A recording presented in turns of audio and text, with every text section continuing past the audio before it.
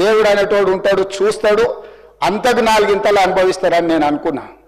సరిగ్గా నేను ప్రమాణ స్వీకారం చేసే రోజే నా మీద కక్ష సాధించిన వాళ్ళని దేవుడే చూపించి దావకంలో షరీక్ చేపించిండు అధ్యక్ష. నేను ఎవరిని ఏం అనాల్సిన పని లేదు. మొదటిసారి నన్ను జైల్లో ఎన్ని రోజులు పెట్టినరో వాళ్ళకి తెలుసు.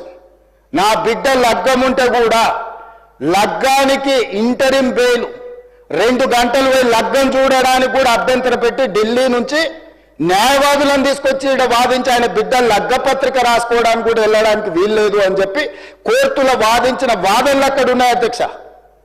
కోర్టు నాకు కండిషనల్ బెయిల్ ఇచ్చింది అధ్యక్ష. చెర్లపల్లి జైలు నుంచి ఎన్కన్వెన్షన్ ఫంక్షన్ హాల్కి పోయి నా బిడ్డ లగ్గపత్రిక రాసుకొని అక్కడి నుంచి సీదా మళ్ళీ చెర్లపల్లి జైలుకు పోయిన అధ్యక్ష.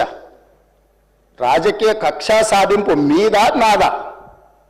నా బిడ్డ లగ్గానికే పోకుంటే నన్ను అడ్డుకున్నా ఎవరికైనా అధ్యక్ష, మన పిల్లల కంటే మనకేముంటుంది అధ్యక్ష ఈ భూమి మీద? నా బిడ్డ లగ్గానికి లగ్గపత్రిక రాసుకోవడానికి కూడా అడ్డుకుంటే కూడా నేను మిమ్మల్ని ఏమనలే. నేను పార్లమెంట్ సభ్యుడిగా ఉంటే, పార్టీ వర్కింగ్ ప్రెసిడెంట్గా ఉంటే ఎవరో జర్నలిస్టు డ్రోన్ ఎగరేసి వాళ్ళ విలాసవంతమైన బంగ్లాల వివరాలు తీసుకొచ్చి నాకు అందిస్తే వాటిని పత్రికలకు విడుదల చేసిన పాపానికి నన్ను అక్రమ కేసులు పెట్టి అదే చెర్లపల్లి జైల్లో డిటెన్షన్ సెల్లో పెట్టారు అధ్యక్ష. 16 రోజులు నిద్రలేని రాత్రులు గడిపిన పార్లమెంట్ సభ్యుడిగా, పార్టీ వర్కింగ్ ప్రెసిడెంట్గా అయినా నేను కక్ష చూపించలేదు అధ్యక్ష. నిజంగానే నేను కక్ష చూపించదలుచుకుంటే మీ కుటుంబంలో ఒక్కరు కూడా బయట ఉండరు అధ్యక్ష. అందరు చెర్లపల్లినే.